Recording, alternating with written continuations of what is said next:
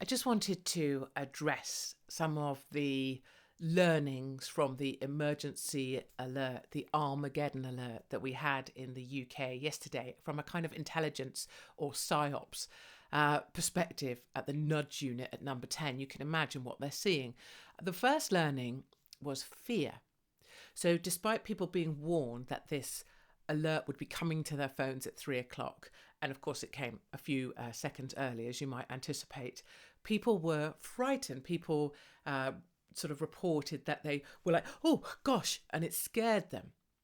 And that a message from the government on their phones made them feel kind of frightened. So the government learnt that there is an ability to put fear into people, that by alerting people using their phones at a government level, people are afraid. And what we know, what any good militia knows, or any good government that's trying to control people knows, that fear is an excellent tool of control. And if you can make people fearful in the same way that people were afraid of COVID, you have a much better chance of controlling them, controlling their behaviours and their actions. So that fear will be a powerful learning for the government nudge unit, and they will now know that they can deploy that when they need to.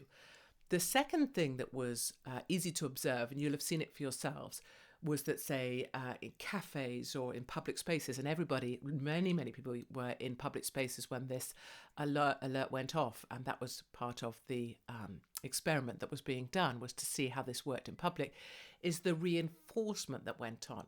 So people were reinforcing the government messaging. Did you get your alert? Did you get your alert? Did you see the emergency alert? Did you get your Armageddon alarm? Did you? Very reminiscent of the booster, wasn't it? Or the Did you get your jab? Did you get your jab? Did you get your booster? Or what brand did you get? Or did you get your booster? That way of bringing conversations into people's lives, the reinforcement of government policy or government messaging by getting ordinary people to repeat it in very ordinary scenarios. So government learning is that reinforcement is a very powerful way of not only spreading and amplifying the messaging, but solidifying it inside the homes of individuals, now talking about it at their kitchen table. And that's a real challenge, is how do you get this policy or this government control mechanism to the kitchen table? And this alert achieved exactly that. The other big learning, the final learning, was this idea of being included or excluded. People wanted to feel included. They wanted to show that they got the alert. They wanted to show their reaction to it. They went on social media to go, oh, I was this about this, or oh, I was this. People wanted to be part of it. They wanted to be part of the compliance of it. They wanted to be included by the government.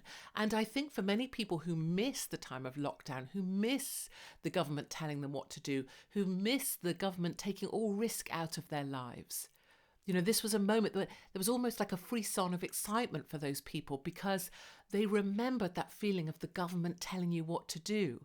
And for people who have no idea about freedom and no concept of personal accountability and personal risk, they kind of missed it. And this was kind of a fond recollection of that feeling for them.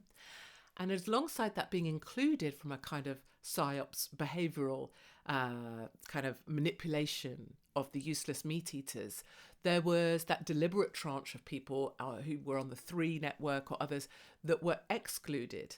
So just for clarity, that would have been a deliberate exclusion of a segment of the population to see how they behaved and how they responded. And the learning from that were that those people who were left out felt, you know, they were upset. Emotionally, they felt left out. Emotionally, they reacted like, well, I was excluded. Well, the government doesn't care if I get hit by a nuclear attack. I didn't even get the alarm. Well, here's my phone, and my alert didn't come. So what? So I get left out. So no one cares. That need to be included.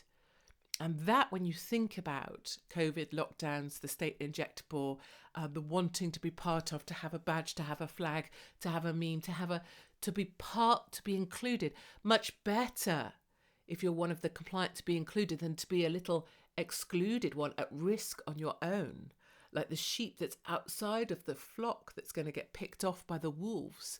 People wanted to be included in the embrace of government. And you may say, well, so what, Katie, to all of your, ideas, you fear-mongering lunatic? Well, so what?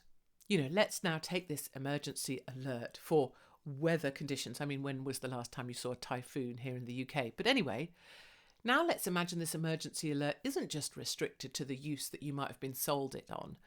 Now let's imagine you're somewhere like Oxford that's already declared a climate emergency. That's already declared. Now imagine you've already got policies in place that overrode any kind of public consultation that said they didn't want it, that you're going to have 15-minute cities and people are going to be locked down into 15-minute zones. And realistically, you're supposed to live your whole life in your 15-minute zone. And if you want to leave your 15-minute zone, you have to have a permit. And if you're going to get a permit, you're going to have to pay for it. And then the year after, there'll be fewer permits, blah-de-blah-de-blah. So now what happens in that emergency of climate?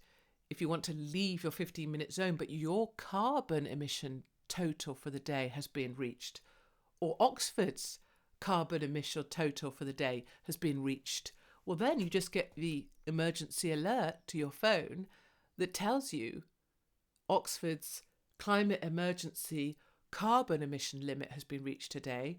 You need to return to your home address. You need to stay inside, and you are not allowed to leave your home address until someone tells you you're allowed to do so.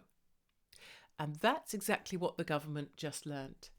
That fear, that an ability to bring that conversation to the kitchen table, and that a willingness and wishing to be included and dislike of being excluded are all levers of manipulation to force a population of useless meat eaters to do exactly as you wish, even if that involves taking away the freedoms that were never yours to take.